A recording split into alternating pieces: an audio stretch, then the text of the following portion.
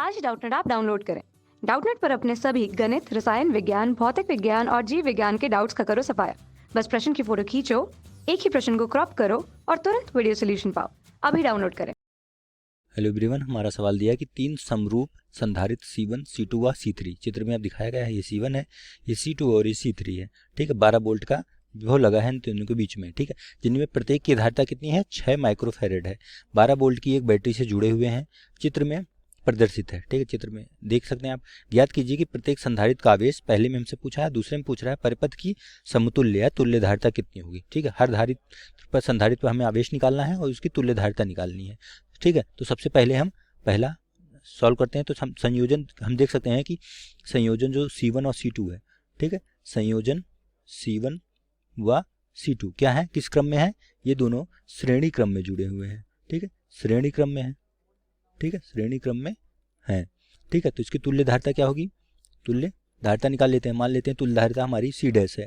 ठीक है, इसकी तुल्य धारिता मानते हैं C डैश है, तो C डैश क्या हो जाएगा, श्रेणी क्रम में है तो हो जाएगा C1 गुणे C2 बटे C1 प्लस C2 अगर श्रेणी क्रम में होते हैं। ठीक है, तो C1 C2 सबके दिया है कि सबका 6 है, तो 6 गुणे 6 बटे 6 प्लस 6 यानी 36 बटे 12। ठीक है, 12 3 36, तो अपने C डैश क्या आ जाएगा, आपको यहाँ से मिल जाएगा 3 माइक्रो फैरेड। ठीक है, अब इसके साथ हमें देखेंगे कि C2 है, C1 C2 तो आ गया C1 के साथ। ठीक है, तो अब इसके साथ जो है हमारा है, जो C3 है वो इसके साथ जुड़ा हुआ है। ठीक है, तो क्या है इसके साथ, ये श्रेणी क्रम में है, ये इसके साथ किसमें है, समांतर क्रम में है। ठीक है, ऐसे आ जाएगा ना। अगर इसको फिर से बनाएंगे आप लोग तो इसको इधर तो आ जाएगा ये। ठीक है, इनके बीच में ये हमारा बैटरी है। ठीक, और यहाँ से आपको ये एक C3 बच गया। ठीक है, ये ऐसे बना सकते हैं। ठीक है, ये हमारा C डैश आ गया और ये C3 आ गया। ठीक है, तो ये तीनों C डैश और C3 किसमें है, तो यहाँ से C डैश व C3 किसमें है, समांतर क्रम में है। ठीक है, समांतर क्रम में संबंध है, क्रम में है। ठीक है, अगर ये दोनों समांतर क्रम में है तो इसकी तुल्य धारिता क्या होगी, तो अगर तुल्य धारिता इसकी हम मान लें C है, तो तुल्य धारिता क्या होगी, डायरेक्ट ये आपस में दोनों जुड़ जाएंगे।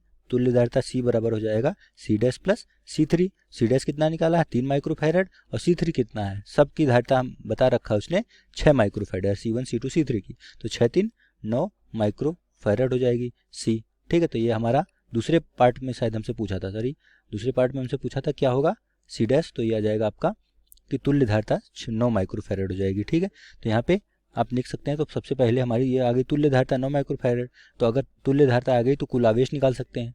ठीक है, तो कुल आवेश, ठीक है, कुल आवेश यानी कि Q बराबर क्या होता है, Q बराबर होता है CV।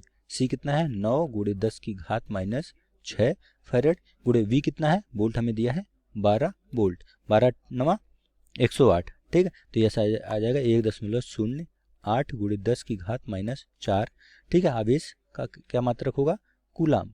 ठीक है, इतना आ गया हमारा, इतना कूलाम आवेश आ गया। ठीक है, तो C3 पर क्या होगा, इसलिए C3 पर आवेश। ठीक है, C3 पर आवेश निकाल लेते हैं। C3 पे आवेश क्या होगा, Q3 अगर लिखे इसी तरह से तो जाएगा हमारा 6 गुणे 10 की घात माइनस 12। ठीक है, C इंटू V होगा, इंटू V कितना है, 12 है। ठीक है, तो 12 छक 72 यानी कि 7.2 गुणे 10 की घात माइनस कितना होगा, सॉरी 12 नहीं होगा, माइक्रोफैरेड है, माइनस 6 होगा। ठीक है, तो ये हो जाएगा 10 की घात माइनस 6, ये माइनस 5 आ जाएगा, इतना कूलाम। ठीक है, तो ये आ गया हमारा C3 पर आवेश।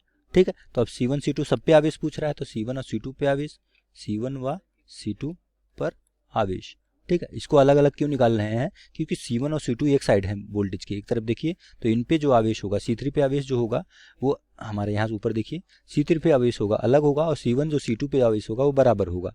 ठीक है, तो C3 पे अलग आवेश होगा, C1 C2 पे एक बराबर आवेश होगा। C1 और C2 पे आवेश क्या होगा, इस पे हो जाएगा हमारा कुल आवेश कितना था हमारा, ये दिया था 1.08 गुणे 10 की घात माइनस कितना था 4, माइनस कर देंगे इसमें से 7.2 गुणे 10 घात माइनस 5। C3 कुल आवेश में से C3 वाला आवेश कम कर देंगे। ठीक है, तो इसको या तो ऐसे लिख दीजिए, या तो अगर 10 घात माइनस 5 में लिखना है तो आप कर दीजिए, इसको लिख सकते हैं 10.8 गुणे 10 घात माइनस 5 लिख लीजिए, तब और आसानी से आप इसको घटा सकते हैं।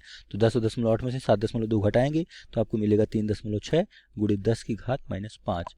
मात्रक क्या होगा, इतना कूलाम। पहले पार्ट में हमसे यही पूछा था कि तीनों पर कितने मात्रक होंगे। ठीक है, तो ये हमारा C1 और C2 पे आवेश हो गया। ठीक है, तो हमारा आंसर क्या आ जाएगा, हमारा आंसर होगा जो, तो C1 C2 पे इतना कूलाम है और C3 पे हमारा 7.2 इतना कूलाम है। ठीक है, तो ये हमारे पहले का आंसर हो गया। ठीक है, पहले पार्ट का ये आंसर हो गया। दूसरे पार्ट पे हमसे तुल्य धारिता पूछी थी, वो मैंने ऊपर ही निकाल कर आपको दिखा दी थी। ठीक है, ये दूसरा पार्ट हमारा तुल्य धारिता का आंसर ये हो गया। C1 और C2 कितने हो गए, मतलब Q1 Q2 ये है, इसको लिख दे सकते हैं आप Q1 व Q2 दोनों बराबर है, और ये हमारा Q3 है। ठीक है, C3 पर आवेश। ठीक, कक्षा 6वीं से 12वीं से लेकर नीट, IIT, JEE वो एडवांस के लेवल तक 1 करोड़ से ज्यादा छात्रों का भरोसा। आज ही डाउनलोड करें डाउटनेट ऐप या व्हाट्सएप करें अपने सारे डाउट्स 8400 400 400 पर।